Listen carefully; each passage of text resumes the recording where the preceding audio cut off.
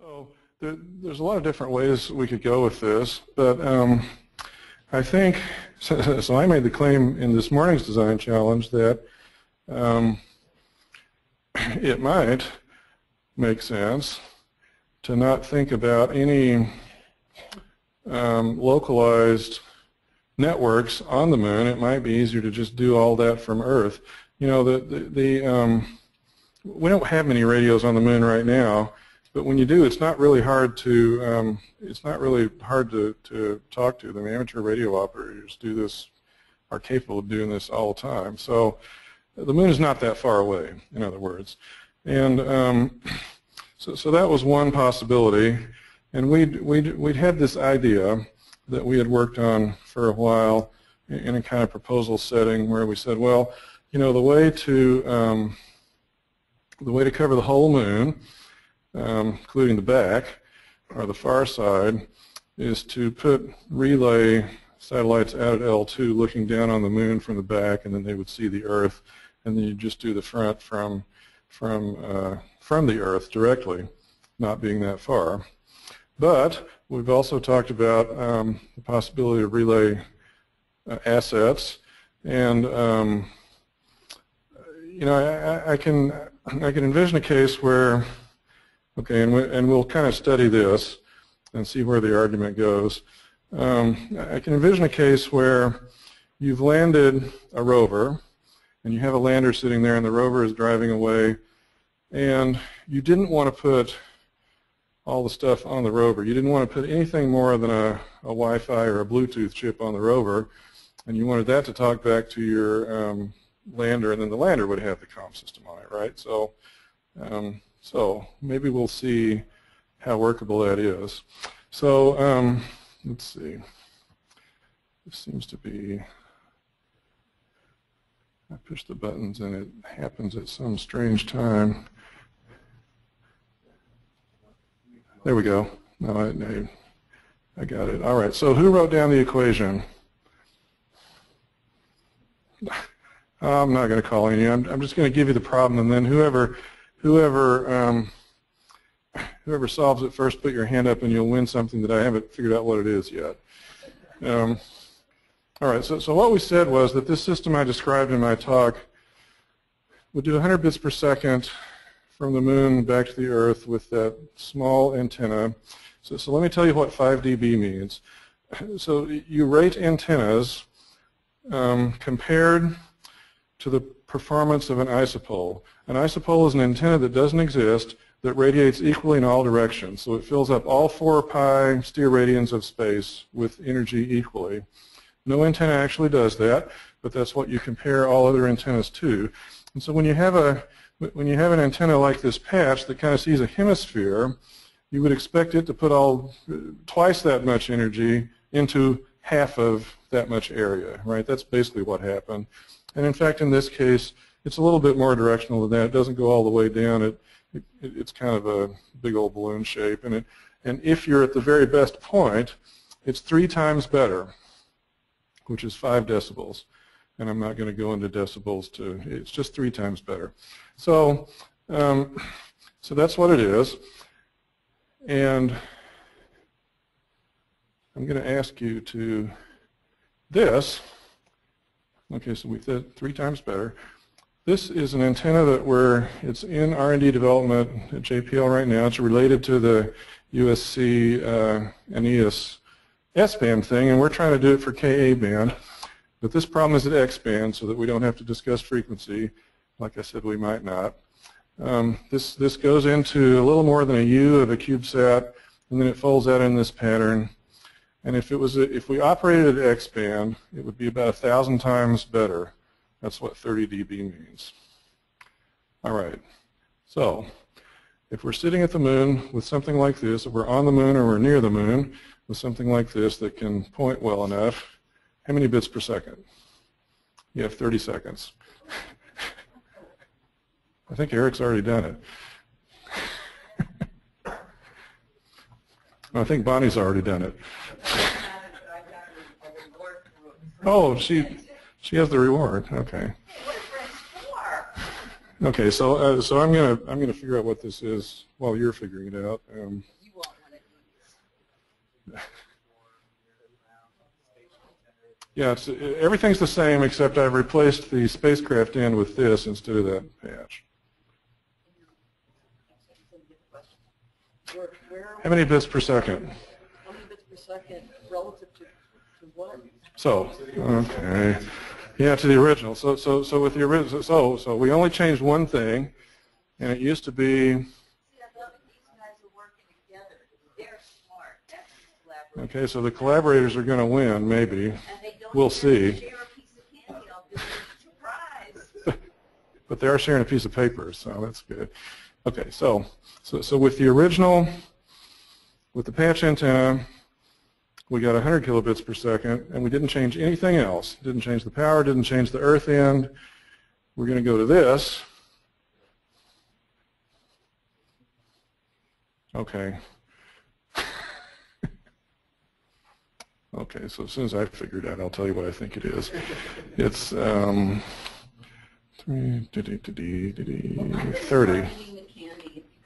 Okay, who wants to guess? Yeah. 30. I get 30. Yeah. Okay, so 30 megabits per second. So is that enough bandwidth, Pam? Very good. Okay, so there's a cost.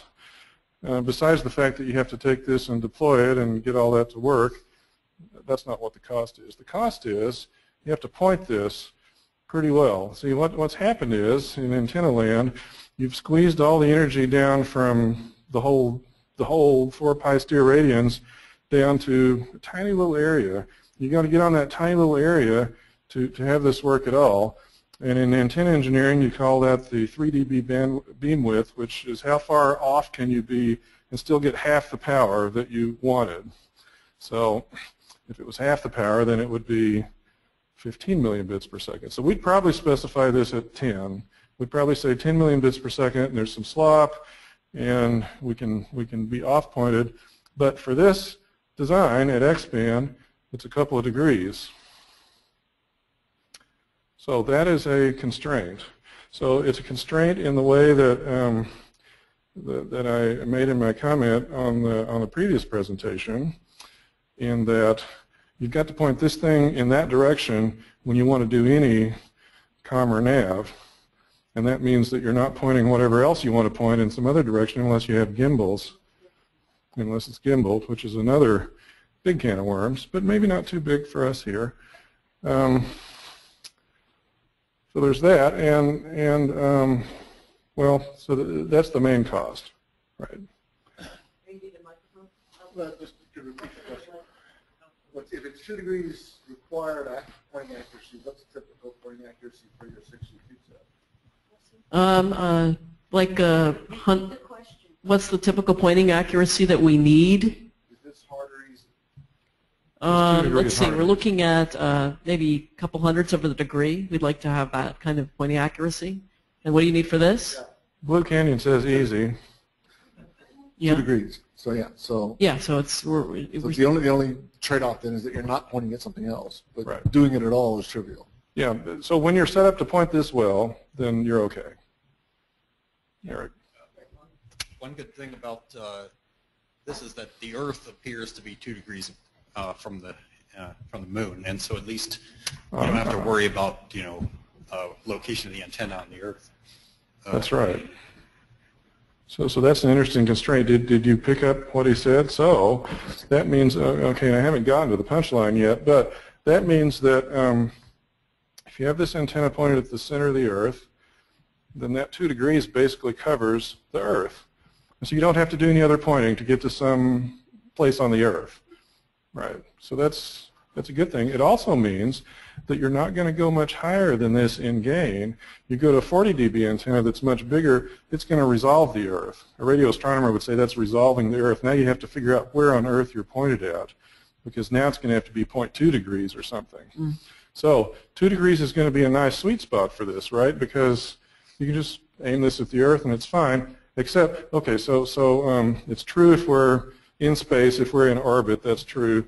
So I had envisioned, I mean, in this picture, I'd envisioned just setting it on the moon, pointed up or wherever the Earth is, put it on a tripod, a cheap camera thing, and you'd point it that way.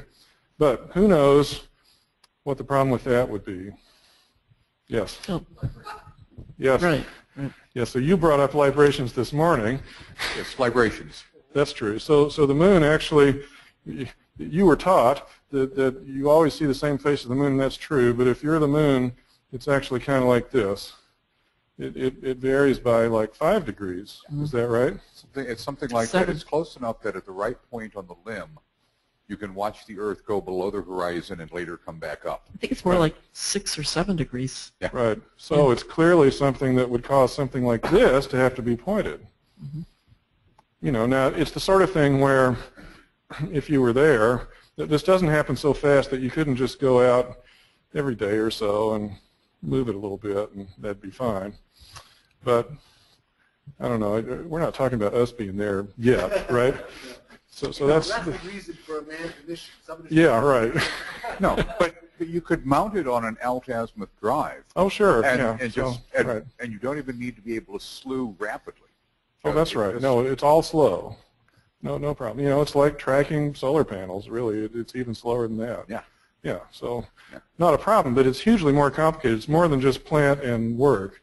Now, so you could go to a lower gain antenna that's smaller, that had a 5 or 6 or 8 degree beam width, and just point that. And that's what the astronauts did on Apollo. They just had this thing that bounced along, and it kind of did this, and it kind of worked mostly, and So I wanted to point something out. Another little factoid that came up in our first workshop. Wei-Kan Chu had written a paper on a lunar telescope mount, because if you're rotating at 1 RPM and M means month, that's really hard to do with mechanical gears. So he was suggesting that a superconducting no-contact bearing was the ideal choice for a lunar telescope. And so here would be a similar thing, is if you really wanted to point that accurately, but you're only doing 5 degrees over the course of a month, or even the wobbles look probably even longer than that. The librations are not every month. Well, So no, that range of motion isn't over a month. It's that way for about half a month and then back that way. Yeah. So it's over a couple of weeks. it's like everything at the moon. It's kind of 2-week centers for problems. But anyway, it brings up one of the early technologies we were talking about, because these no contact bearings also, you don't get any dust in them, and they can move at infinitely slow rates and couldn't care less. So the thing that fascinates me about this, now we're in an entirely different piece of science trying to solve that problem, right? And you're right about the gears. I mean, I've had things that had gears that wanted to go that slow, and it really does gum up. Well, with dust and everything. Yeah. Well, Yeah.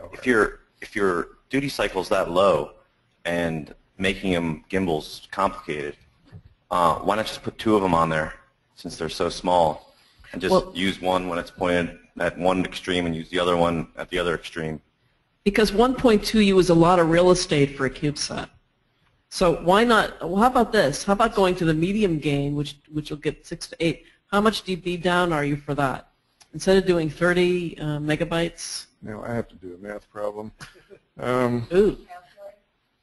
Well, let's say we went to 6, so it would go down to about 20. So you'd go down to 3 megabits per second. Okay. So for one not bad. planted experiment platform with 2 rovers driving around doing stuff, that's great. Yeah. If you're providing the backbone internet to the moon, that's not very much. But you do something different for that anyway, right? So, yeah, okay. But if you were using a lower data rate like that, the antennas are smaller and lighter, you could also grow a small antenna farm over time.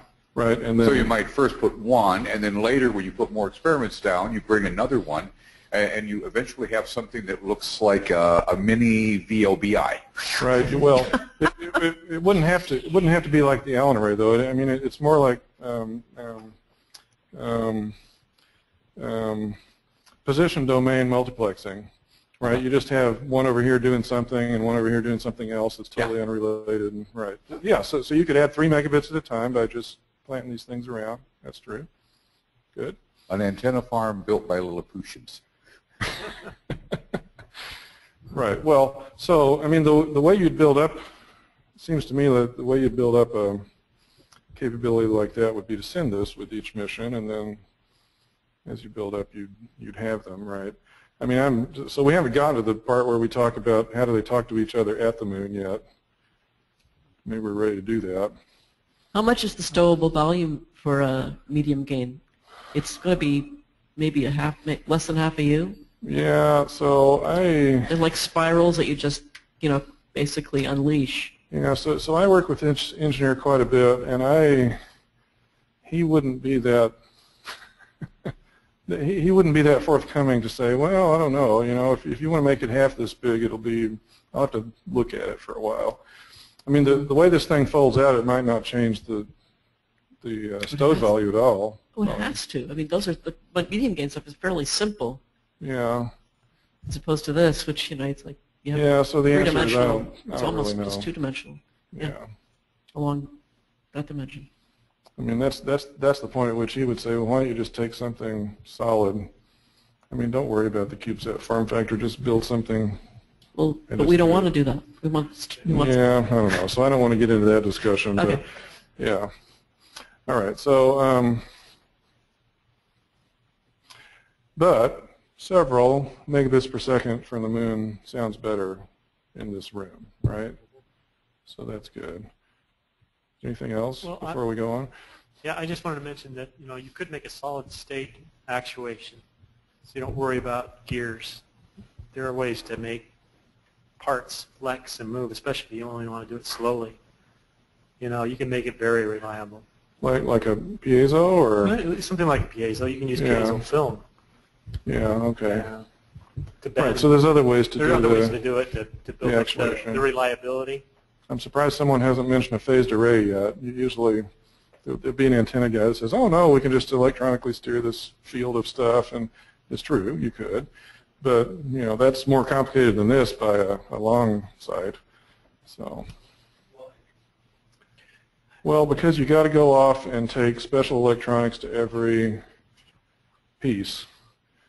So a phased array, it's likely to have 100 antennas on it, and you have to phase control each one, maybe an amplitude also.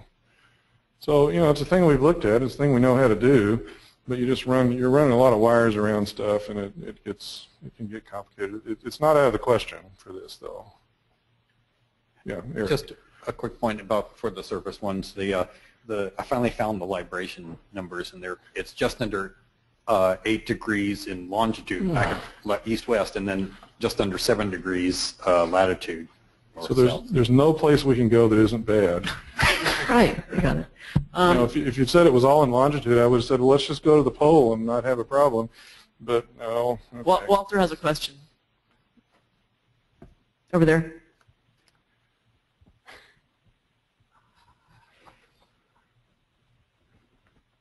I just wanted to comment about the mechanism.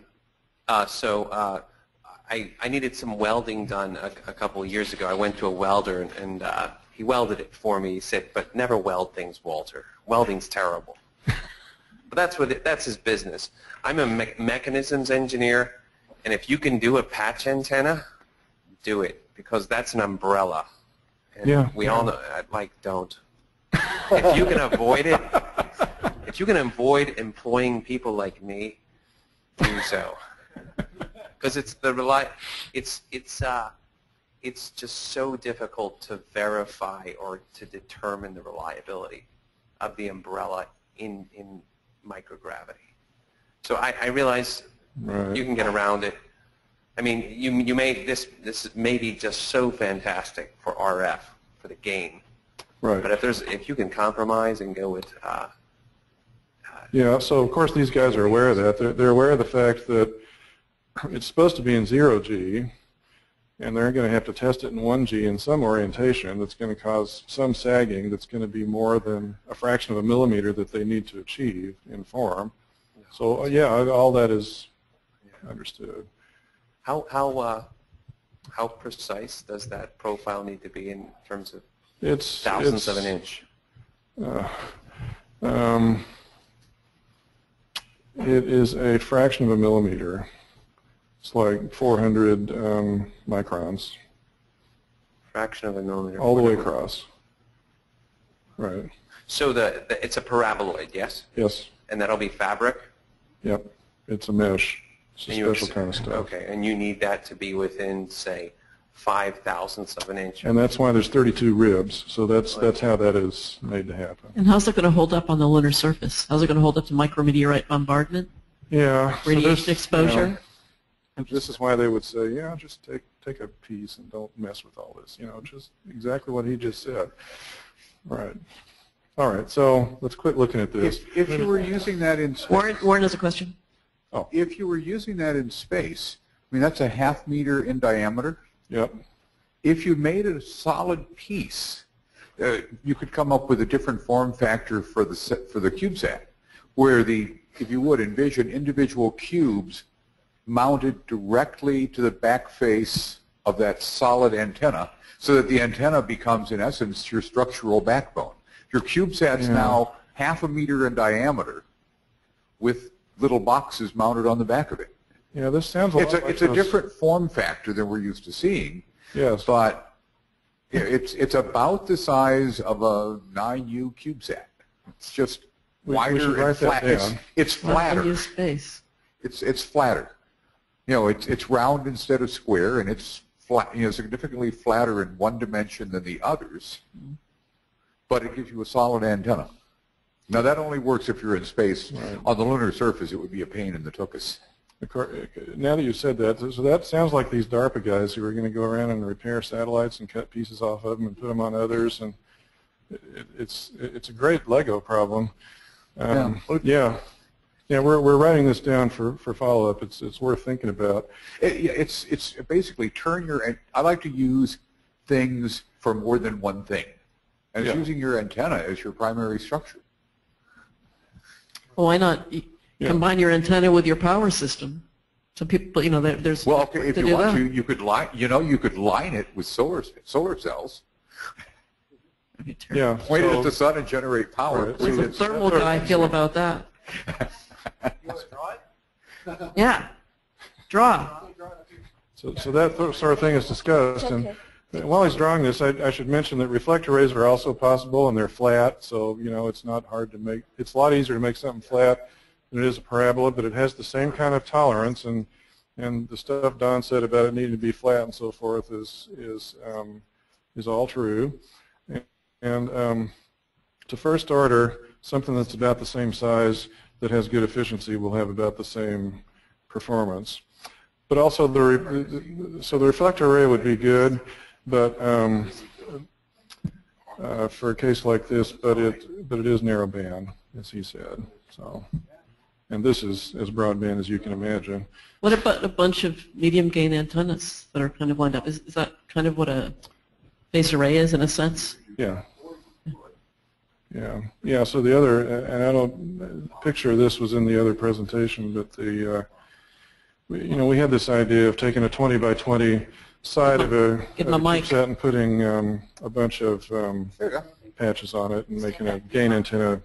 Okay, that's just the idea. Is you've got the antenna, and you've got a series of boxes to contain our Cubesat hardware mounted around the periphery, mounted around the back.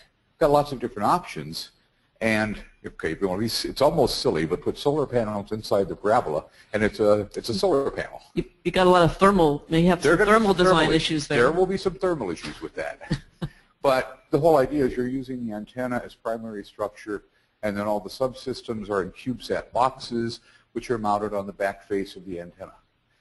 It's a totally different design paradigm. But it basically is just sticking a whole bunch of 1U cubes on the back of the antenna. Yeah. Give it a thought. So you saw it here first. If this is what we actually end up doing, collaboration has worked. Have you seen those I want to books? draw my idea. Have you seen those books where they talk about Skylab and they show the napkin where George Mueller had sketched out what would ultimately become Skylab? that. Somebody photograph this 20 years from now. It'll be in a book. Sure, why not? Yeah. Of course, what you care about is what kind of book it is. History of NASA or failed engineering ideas. As long as it's not project failed. Right.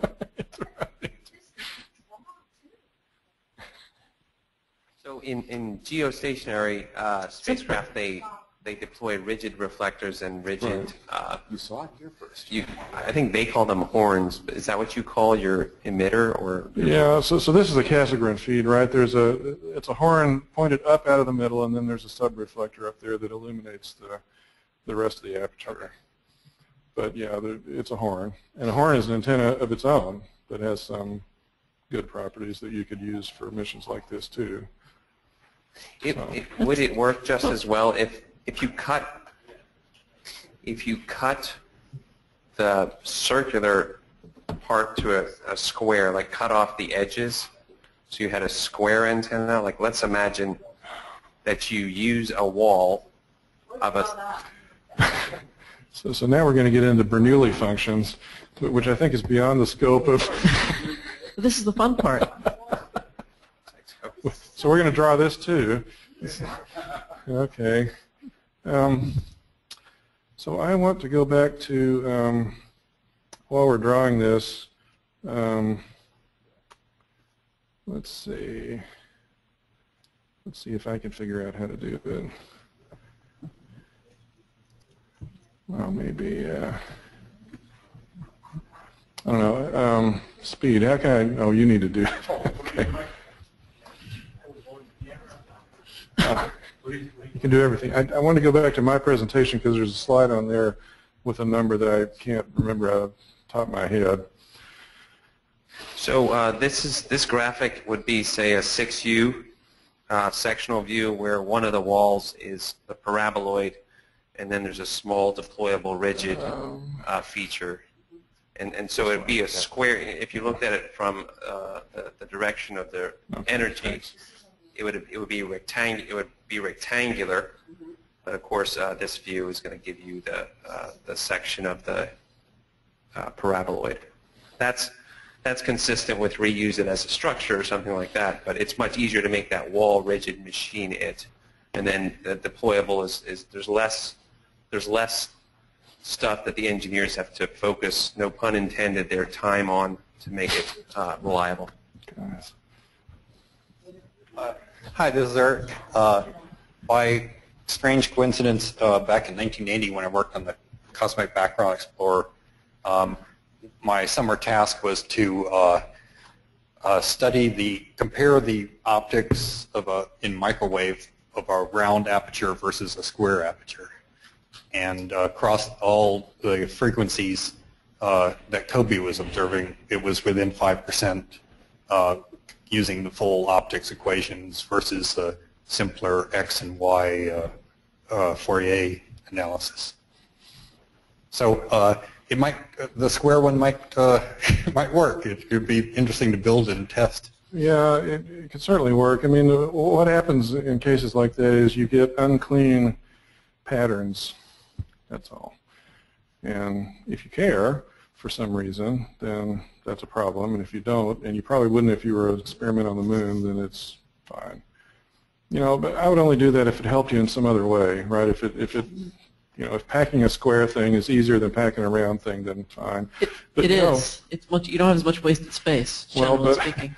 I was about to say the first thing that happened when these guys started working on this, they came to me and said, well, you know, that we're putting a round antenna in a square box, and that leaves all this stuff around the sides. Can you put your radio boards in those little segments that are about 1 centimeter by 12 centimeters?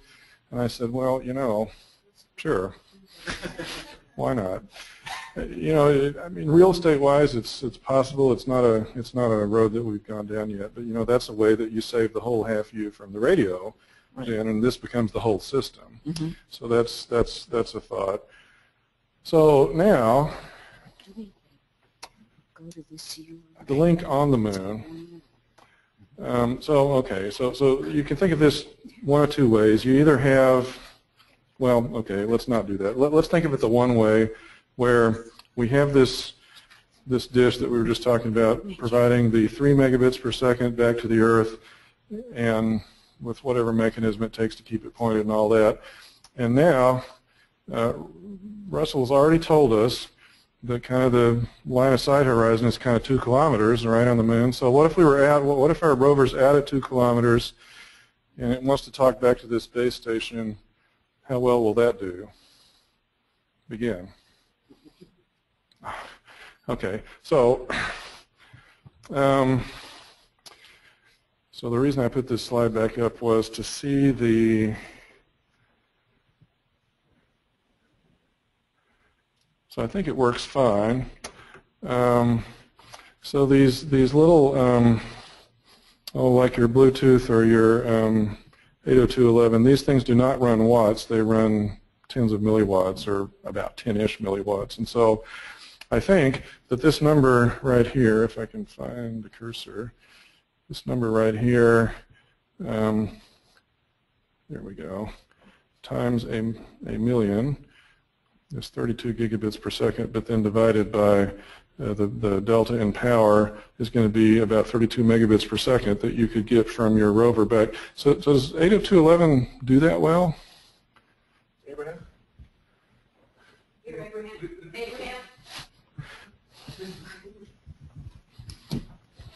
Would you please repeat it? You're asking about basic Wi-Fi type of standard. You were saying that if you have the right antenna, you can use it anywhere. Yeah. So, in many situations, it will work. How fast? What is the bandwidth that it would support? Right now, If we can license it. the N, It's a different problem. the A, B are 5.2 megabits per second, and N is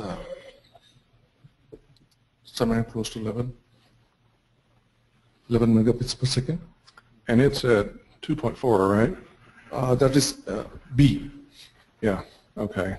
So there are about 3 levels of bandwidth that you can achieve. There are slight interrelations between the collisions and the packet size that are very minimally different, but they're generally able to step back with automatic protocol from one to the other. So the connectivity is good. Also, it auto-negotiates. Also, yeah. Right. So the fact that this, okay, so what I was expecting to do here, I was expecting to look at this number and find out that the UHF link wouldn't support a rate, and it turns out that it would, and even if it didn't, it would auto-negotiate to a rate that it would support. That's so, you know, so as a representative of deep space mafia here, it's kind of my job to encourage you to conform to the standards that are used in deep space. But I think when you go to the moon and you're doing a local operation here, I think it's going to be a lot easier to test if you can just use, you know, if we can get it licensed. I'm not sure about that. We need to write down what would it take to, what would it take to get the equivalent of 802.11 licensed for use on the moon? Maybe nothing. I don't know. But maybe it's impossible. That's also within the realm of possibility. One other thought on yeah, go ahead. One other thought on Wi-Fi. I have seen things online where people have used antennas in scare quotes made out of colanders and food strainers. Chinese cooking implements. This is to bootleg your neighbor's internet. And but the thing was, they can take the range that would normally be tens, 100 feet, and stretch it out to several kilometers. Right. So I mean, so you could get away with a very simple, very small directional antenna on the rover, and get communication over distances where the curvature of the moon becomes more important than the distance. Right, and so I would claim to first order the only problem with that is now you have something you have to point. Yeah, you have to point it. Right. There's no trying to avoid free that. lunch. Yeah. And there is also this Li-Fi, which uses the light as a carrier wave, and the electronics are slightly modified, so they are easily driven with bright LED equivalents. Right. And there's no RF energy emitted out. But it's the same basic problem, right? You still have a line of sight issue, and there's still some energy going off, and right. So I think the trade there would be how much power does it take, and is there something about optical, do you reflect off of these impossible to drill into rocks on the moon in such a way that it disrupts that? These things would be easy to set up tests to figure out. Well, we'd be doing it in air if we were doing it here, right? So, okay, so it'd be easy to set up a test to start trying to figure that out.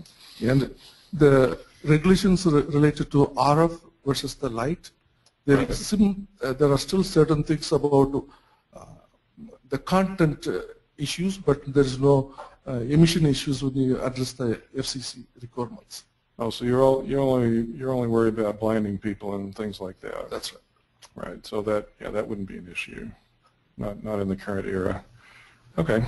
So there is a solution that would work. So this is Russell again. So one for follow-up, jot down that Astrobotic has obviously solved this problem because they have several rovers that they're supposed to communicate over 500 meters with. So we should find out how they're planning on doing it. Right. So are they here? He didn't come live, but we spoke with him, and I asked him. He said, "Oh yeah, basically." I was going to ask him that last year because they have to have solved this if they're as far down the road as they claim they are. Right. And so, or at least the various teams have some sort of solution. Now, right. None of them may have called up their government officials and found out they can't do it. But right. Technologically, they probably have a good solution. We'll go talk to them. What's the range? 500 meters is the requirement. Yeah, so so I think we've already written down regulations as a thing to follow up on, right? So the issue is, I mean, your 802.11 now is in an unlicensed band, and that basically means that if there's some other user of that band, you have to tolerate whatever they do too, and you can't interfere with them. But other than that, you don't need a license. You just plug it in and just use it. And I don't know why it would be different at the moon. But, I'm kind of afraid to ask because this is one of those things where if it was just already working and no one even knew, and then they say, oh, how'd you do that? And, then you're in a big forgiveness situation, and that's probably better. We could open an enormous can of worms by asking permission for this, but we need to at least have it in mind that somehow needs to be addressed. Right.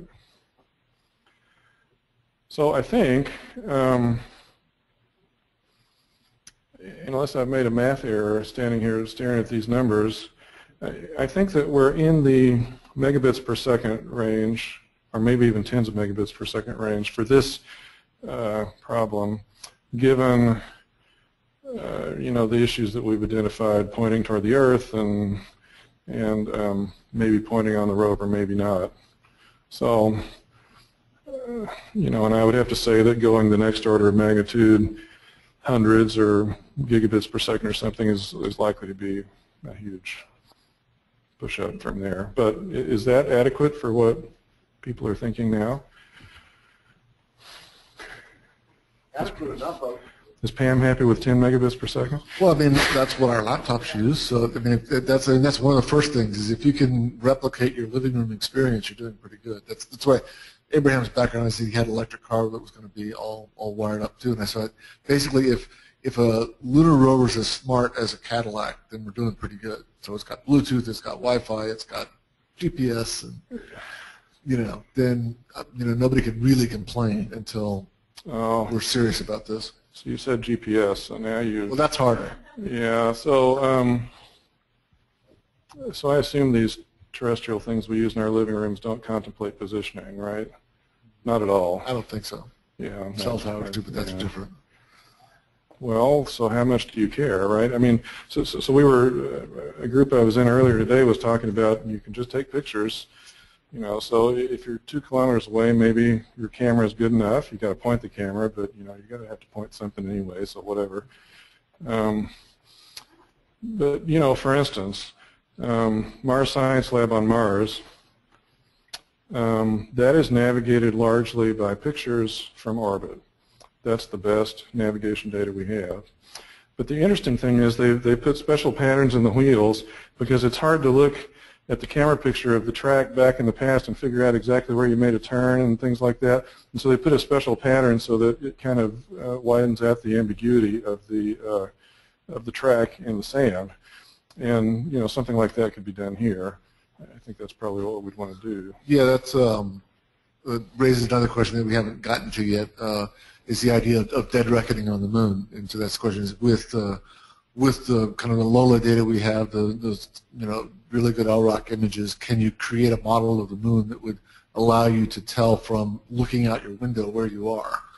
And so how can you build up a local net and map of the terrain that might be good enough to navigate on? And I know they're doing close to that, although it's all being done on Ben Bussey's putting together a navigation package where his theory is what's the longest traverse in the sunlight in, like if you're in Cubesat crater, where would you start and where would you end up so that you got 18 days of sunlight instead of 10.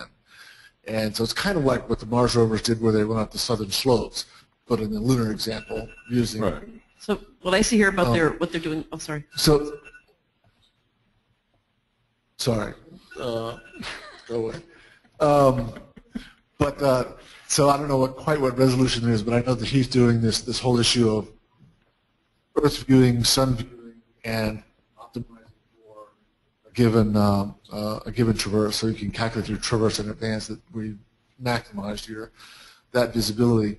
That's similar in the sense that in order to do that, you've created a three-dimensional model of the surface, and you're at the resolution of a rover deciding where you're going to be and where you're going to go.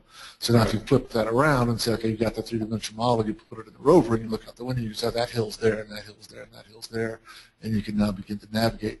I don't think it's a solved problem, but it's. I was thinking of it as like a challenge project. You know, give somebody $1 million and they can solve it. They could probably do it, right? Okay. We were talking about attitude determination using pictures, and I think that's very solvable, although it hasn't been solved yet. Yeah. Well, so as a radio guy, I can say we can certainly solve this, but not in 802.11 unmodified. Mm-hmm.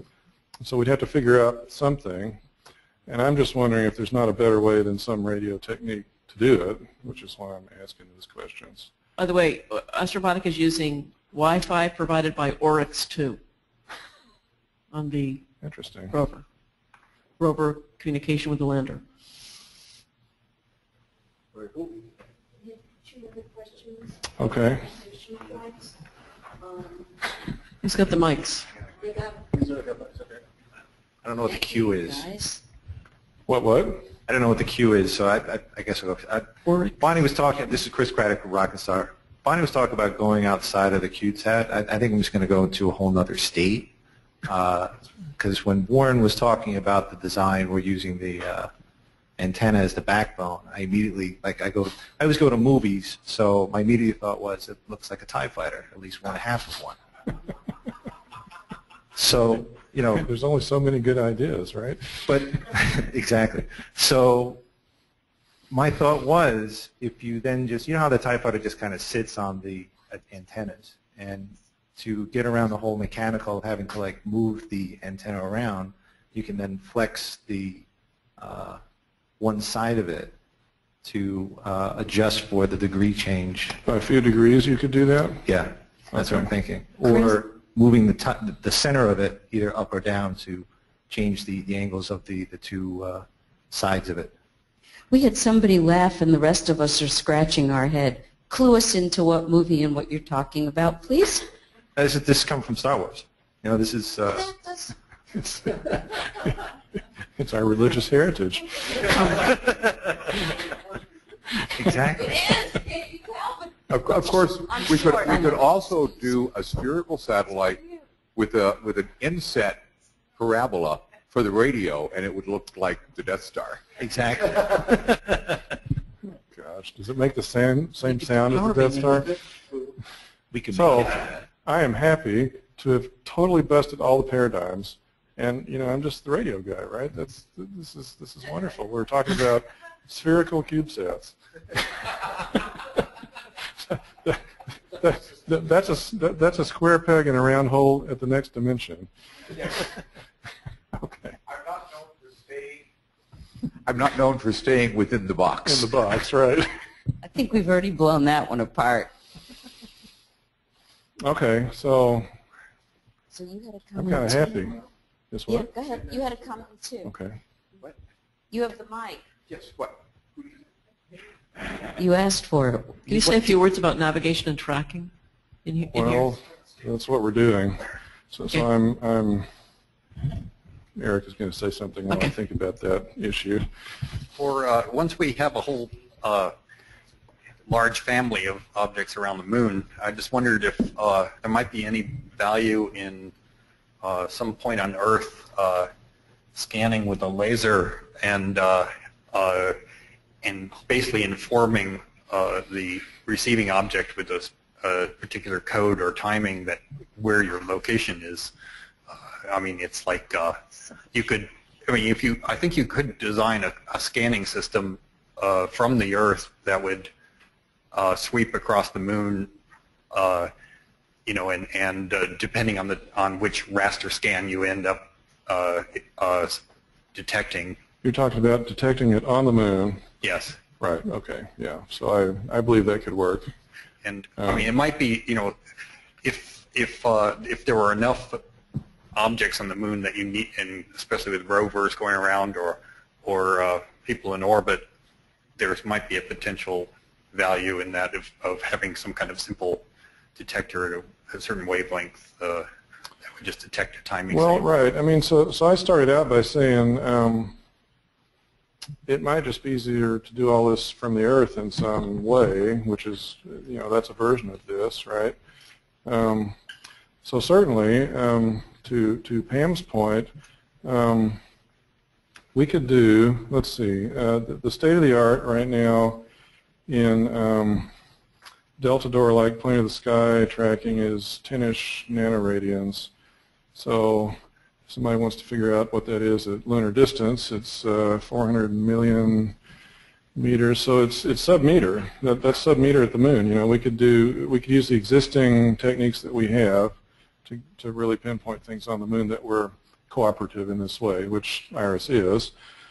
So our laser system could be developed for that. You know, people, and as I pointed out, people are always talking about, well, we need GPS at the moon, and somebody in the middle of this problem is going to say, well, we could use GPS from the Earth, and you could build up receivers that could, you know, they kind of look at the Earth, and they kind of have the very low SNR that it would take to do this, and they kind of do a pretty good job maybe at the 100-meter level or something like that. So that is an existing asset type of answer to this question. Russell needs a mic. Needs a mic.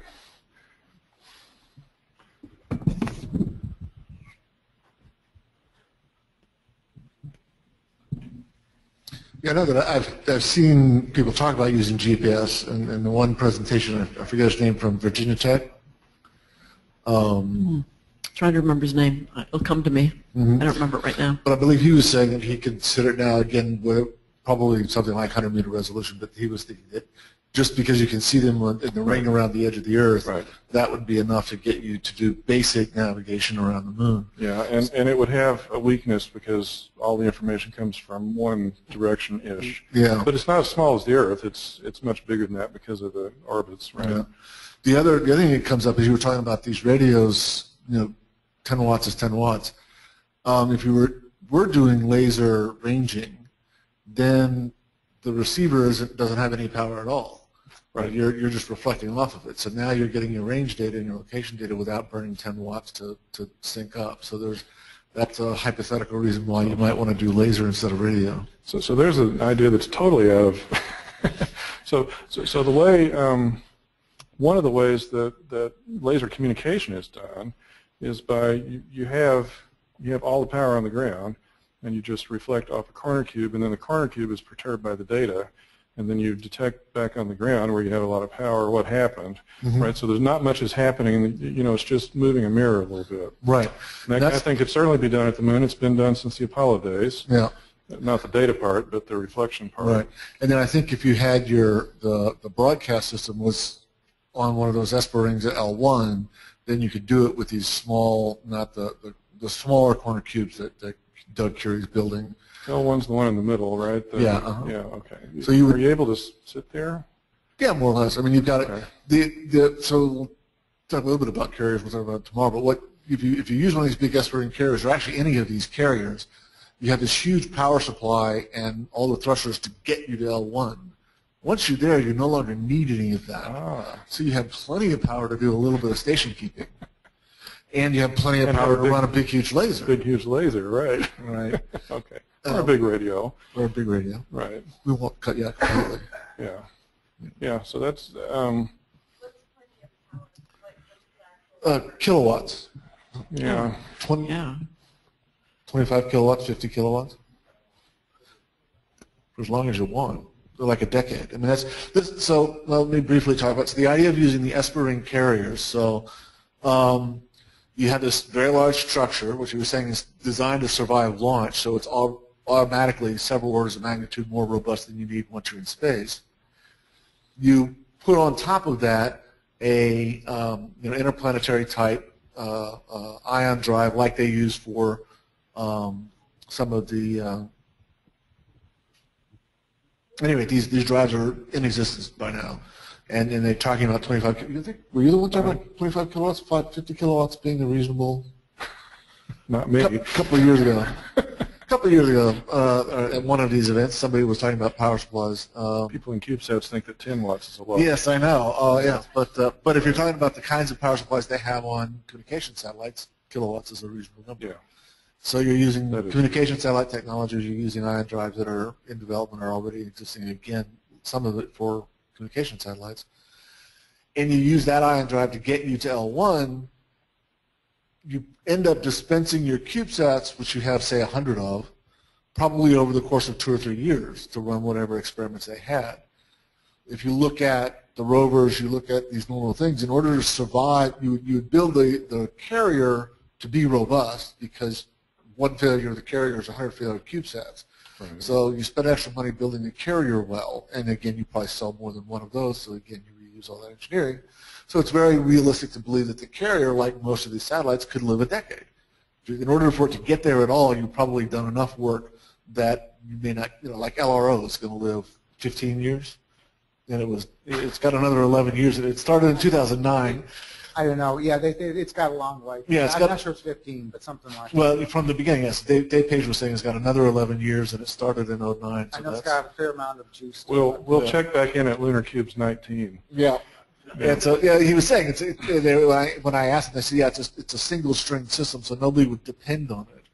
But it's there, and as far as fuel is concerned, and as far as, solid-state electronics concerned, a decade is not unreasonable, just like the rovers, once they live 90 days, living a decade worked out for them too. You can't bet on it, but it's not that hard. So it certainly, if you built one of these carriers in this way, and you would have the same kind of logic with the DSI carrier. The carrier itself, because you're going to sell 10 of those, could be made more robust than the CubeSats themselves. And then once you take that carrier out there, that's why I asked about what's the minimum energy just to get to L1. Forget about what you're going next.